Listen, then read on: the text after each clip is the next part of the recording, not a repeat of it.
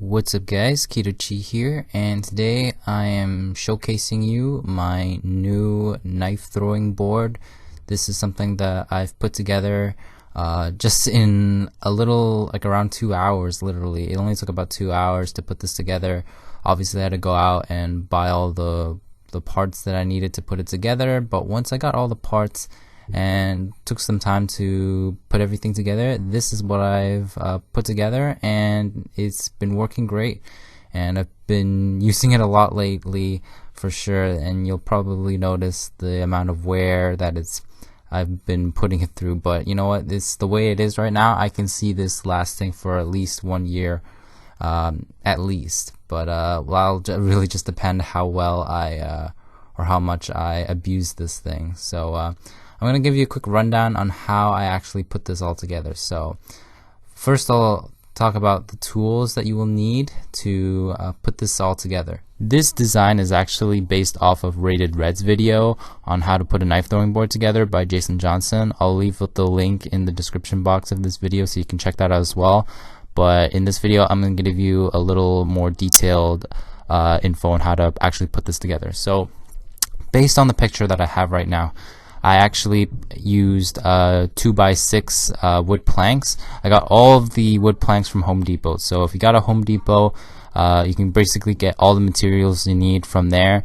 And they have really good service because they provided some self-cutting service for these wood planks to have them, so I could have them custom, like have them at the custom length that I wanted, and I'll go into more detail on that in a second. But as you can see, for the wall itself, I actually used 2x6s, and when I went to Home Depot, if you can get 2x8s, that's even better because you don't have to use as many planks to put them side by side. But you can see I just put them side by side. Now when I went to Home Depot, they came in 12 foot in length. Each of them were $10. So 12 foot was obviously way too high for me. You can have it to the height of your preference, but if you were able to get the 12 foot length ones, what I did is I got 4 of them, and then I essentially just cut them in. I asked them to cut it in half. The Home Depot has a really good self-cutting service that they do for you, so you can have them, so they can cut it for you to the length that you want it. So because it was 12 foot, I simply just cut it to 6 feet in half essentially. And then in this picture you'll see it's hard to tell, but it's actually 7 boards put together, like side by side, like a wall. Now the other wood planks that I used was 2x4s. Now the 2x4s is what makes the legs and the actual like base of it to help keep it upright, and also to keep all the 2x6s together. And I'll show a picture of that later. But essentially, once you have the 2x6s cut down to about 6 feet, again that's just my preference because I'm not that tall, I only needed about 6 foot, so this is the height that I have it at. In addition, the 2x4s, I essentially only had to get 2 that were 12 feet, and I had those cut into fourths because essentially they will make up the legs and the stand, like I said, as well as hold all of the 2x6s together. And I'll show a better angle of that in a moment. And as you can see, all the other stuff that you will need 3-inch nails, 3 or 3.5-inch screws, a hammer, a handsaw, electric drill with drill bits, and a Sharpie marker.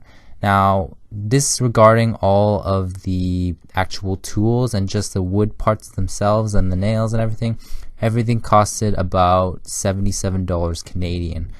Now, if you're in the States, that'll probably only be about $50. So, hopefully it won't. Other than that, it won't be a really expensive build at all. So here's a back view of the board itself. As you can see, I'm using the 2x4, which is cut down to 3 feet, and it is acting as a support as well as to hold all the 2x6s together. As you can see, there's a nail in each 2x6, and that is to keep them all together tightly together so it doesn't come apart or fall down.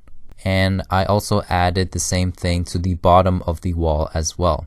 Now you'll notice again I used 7 2x6s to make the wall itself, but I used the extra 8th one to make a Z brace, which as you can see is just running diagonal from the top left to the bottom right.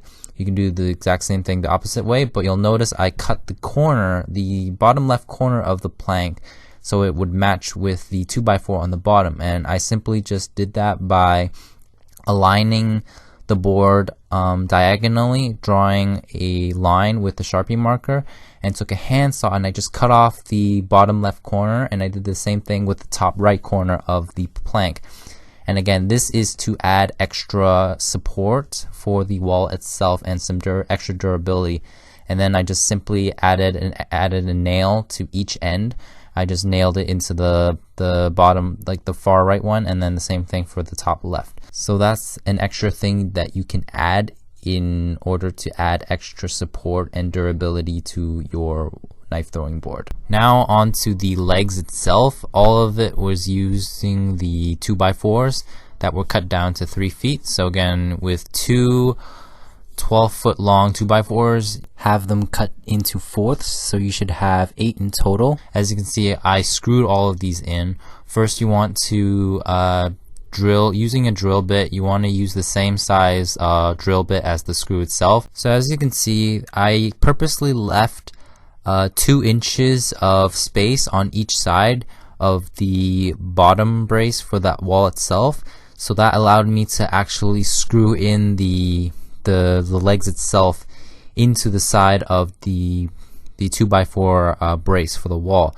So I first drilled using a drill bit, drilled it in through both 2x4s from the side, and then I took the screw, screwed them in together, and I did the same thing for the other side.